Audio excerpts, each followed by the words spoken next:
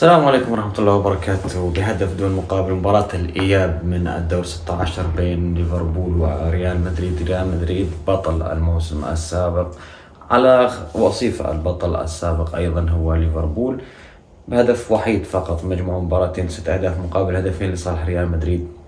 صراحة ليفربول الشوط الأول كان ممتاز، وواضح أنه بده يقدم شيء وكان ممكن على الأقل يحقق انتصار، لكن ضيع كثير.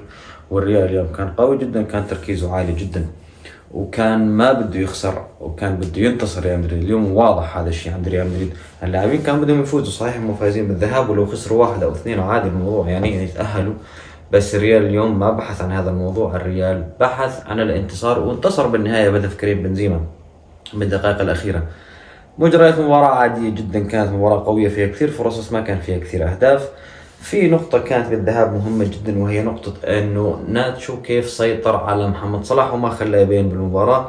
اليوم عاد نفس السيناريو كارلو انشيلوتي وحط ناتشو على جهة صلاح، وتقريبا اختفى صلاح نهائيا بهاي المباراة مثل مباراة الذهاب.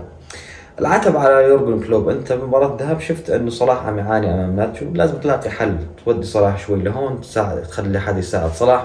يعني انت حاط ارنولد تعذب كثير بالذهاب ايضا من فينيسيوس جونيور، اليوم ايضا تعذب مرة اخرى وما كان يقدر يساعد صلاح باي شيء. نقطة اخرى على يورجن كلوب اللي هي نقطة التبديلات باخر 10 ثواني من المباراة. يعني في لاعب تشيكي ماس ما اعرف شو اسمه، هذا اسمه شوي صعب، دخل، كانت راح تسبب ضربة جزاء. واعتقد لو انه المباراة بغير احوال، يعني لو كان الريال متعادل، لو كان الريال يبحث عن انتصار، كان حسبها الحكم لك، بس انه قال لك خيو النتيجة 6-2 والامور منتهية واخر 10 ثواني مشيها بلا ما نحسبها ضربة جزاء.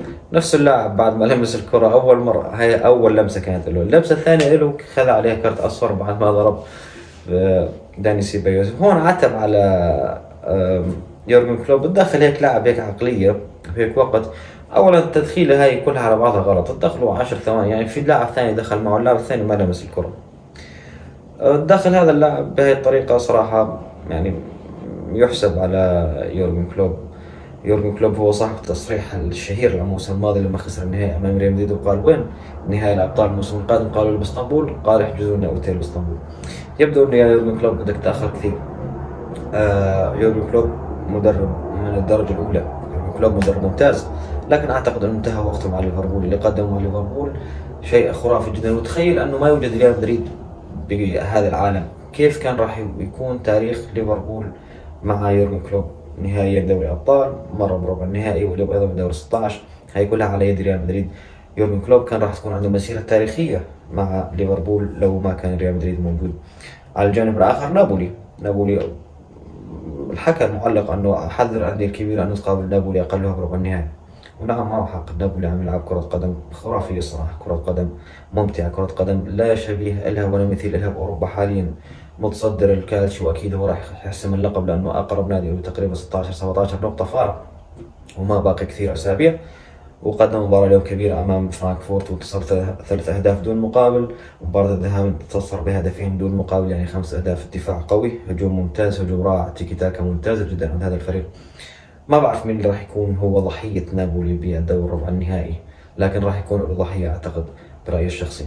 مين راح يقابل ريال مدريد؟ مين الأندية راح تقابل؟ بايرن ميونخ، 3 أندية إيطالية، بايرن ميونخ 1.